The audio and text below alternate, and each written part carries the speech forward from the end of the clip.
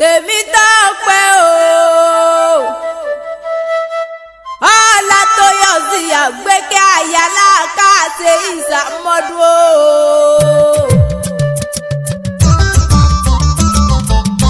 àṣẹ ìsàmọ́dún àṣẹ ìsàmọ́dún àṣẹ ìsàmọ́dún àṣẹ ìsàmọ́dún ọdún ayọ̀ ló bá mi àṣẹ ìsàmọ́dún àgbékẹ́ àṣẹ ìsàmọ́dún. Ọmọ arólú owó ọmọ arólú owó wa ẹ̀sà ògùn yàrá ògbójò ọmọ arólú owó ọmọ arólú owó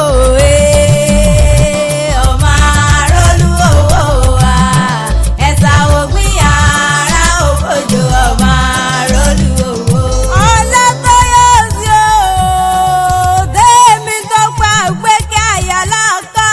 ìsàmọ́dún ọdún rẹ̀ ọdún ayọ̀ ọdún dùnnú ló máa bá wọn ṣe. bébí àwọn ọmọ lẹ́pà oyè ẹjọ́ ọ̀la lónìí wọ́n máa pè rí rẹ̀ gbèjègbèjọ lónìí wọ́n máa pè ọbí ológun ẹ̀rú kì í mọ̀ pé ọbí ológun ìwọ ọ̀fà. wọ́n ní bọ́dún bá wà dùn Olatoyosi àwẹ̀lẹ́wà obìnrin gbẹ̀mùgbẹ̀mù ròdòròdò tó pọ́n tọwọ́ tẹsẹ̀ bí ọ̀lẹ̀lẹ̀ àwẹ̀. mo ní bí pẹ́ẹ́pẹ́ ṣe ń pẹ́ nílé àrò àtẹ̀pẹ́lẹ̀sẹ̀ ń tẹ̀nà pẹ́pẹ́pẹ́ kórì rẹ̀ kó pẹ́ láyé kó kúkú jèrè ọmọ. mo ní ìyá fi mi yọ̀ o ìyá ẹ̀rín ayọ̀ yóò lúfẹ́ mi èmi ò máa rọ́mọ bànújẹ́ láàrin gbogbo ọmọ alálùbáríkà ọmọ ni wọ́n ń ṣe. mo láwọn ọmọ rẹ tún ní kí n mọ̀ kí ẹ kó gbó láyé wọ́n ní kó o mọ̀ fọ́ ọ̀sán lọ́sọ̀rọ̀ lóru lọ. àwọn ẹ̀gbọ́n rẹ̀ tún ní kí n máa kí ọ. Sọlá àti Wọlé ní bá mi kí àbúrò àwọn àbúrò rẹ̀ Mọ́dúpẹ́ Ṣẹ́gun Jùmọ̀kẹ́ wọ́n ní ọmọ àṣà mọ́dúnmọ́ọdún ọ̀la o.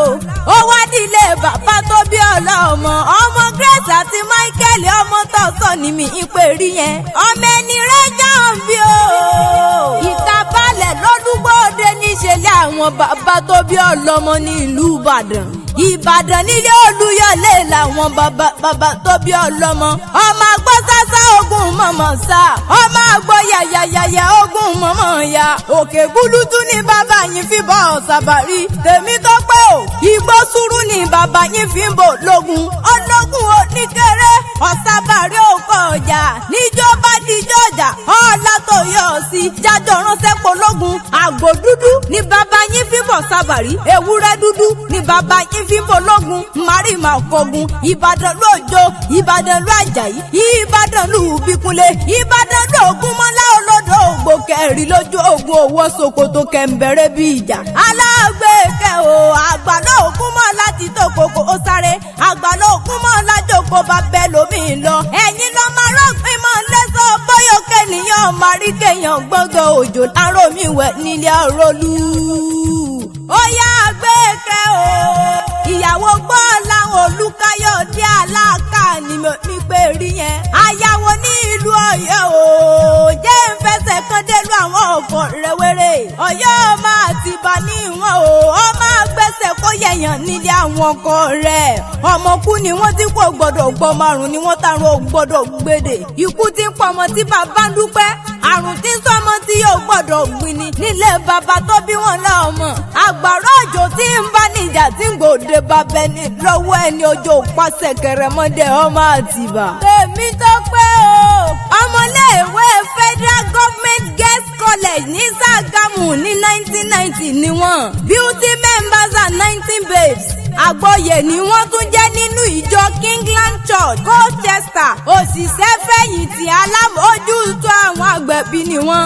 akọ́ṣẹ́mọṣẹ́ ìlera àti àgbẹ̀bí ni wọ́n ní United Kingdom níbi tí wọ́n tẹ̀dó sí.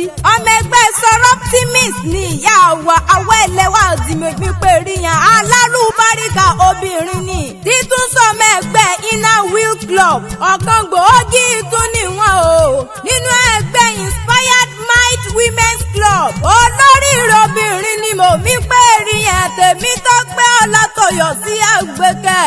obìnrin tí kó ẹbí àtọ̀ rẹ mọ́ra ni aláwọ̀ àwòkọ́ṣe rere làgbékẹ́ obìnrin tó fẹ́ràn ọmọ kéékèèké ni ó sún sẹ́ẹ̀kẹ́ àwọn aláboyún ló ń tọ́jú wọn dáradára abiyamọ ńlá bọ̀jà gbọ̀rọ̀gbọ̀rọ̀ mo kí ẹ kó gbó bí olúgbógbó tìrìgbó kó gbó bí olúgbógbó tìrìgbó kó wá gbó bí àwọn àgbà kan nílùú bàbá tó bí ọlọ́mọ ogbó títí wọ́n ní wọ́n fò úso ǹdè lọ́rùn òwú bá yàn títí mẹ́bí lò wúdò kínní àgbẹ̀kẹ́ òkárẹ̀ láyé ìgbọ̀dún ọdún kan lájà ṣe ìsàmọ́dún wọ́n ní ọdún òní ìdún kọ́mọ̀bì mọ́dọ̀rin àtẹ̀ kọ́bí wa bẹ́ẹ̀ bí kú dànù ìrì olókùn rẹ̀ àríwá àgbẹ̀kẹ́ kọ́ máa sàn lọ dẹ́dẹ́ rẹ̀ àṣẹ ìsàmọ́dún àwẹ̀lẹ̀wà obìnrin. mo láwọn ọmọ lẹ́tà oyè ẹjọ́ láyé wa ń dé lónìí máa kí ìyọ̀kọ́ òpẹ́ láyé kẹrin kése wọ́n ní kó o mọ̀ ṣe rí ìbànújẹ́ pé bànújẹ́ oníṣọ̀ kankan lé rẹ̀ àṣẹ